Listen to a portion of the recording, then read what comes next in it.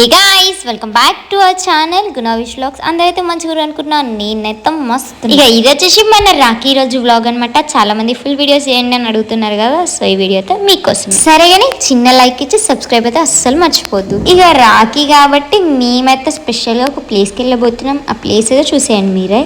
ఇదే మన Karman gate Hanuman temple అనమాట. ఇక మీలో ఈ టెంపుల్ ఎంతమందికి ఇష్టమో కమెంట్ చేసేయండి. అండ్ టెంపుల్ అయితే చాలా అంటే చాలా పీస్ఫుల్గా ఉండే. అండ్ రాఖీ కదా చాలా రష్గా ఉన్నారు. అండ్ దర్శనం కూడా బాగా అయింది. హనుమాన్ టెంపుల్తో పాటు చాలా టెంపుల్స్ ఉంటాయి కదా ఇక్కడ. మీరు ఎప్పుడైనా ఈ టెంపుల్కి విజిట్ అయ్యారా? టెంపుల్ అంతా విజిట్ చేసేసి ప్రసాదం తీసుకొని అట్లా అని కొద్దిసేపు అయితే టెంపుల్లో కూర్చొని బయటికి అయితే వచ్చేసినాం. ఇక బయటికి వచ్చేసి టిఫిన్ అయితే చేసేసినాం. అప్పటికి చాలా లేట్ అయిపోయింది అనమాట.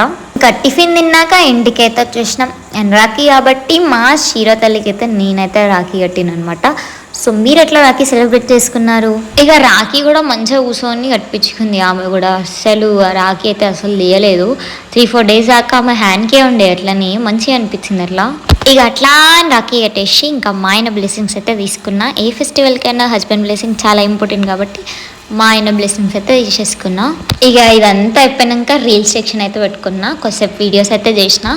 వీడియోస్ ఏంది నడవదు కదా, సో వీకెండ్సే కుదురుతుంది మాకు వీడియోస్ చేయడానికి. సో వీడియోస్ అయితే చేసినాం. ఈ వీడియో ఆల్రెడీ కింద పెట్టి నా చూడకపోతే చూసేసేయండి. ఇక ఈ వ్లాగ్ మీకు నచ్చినట్టయితే చిన్న లైక్ ఇచ్చి కామెంట్ చేయడం మాత్రం అస్సలు మర్చిపోవద్దు. Bye bye.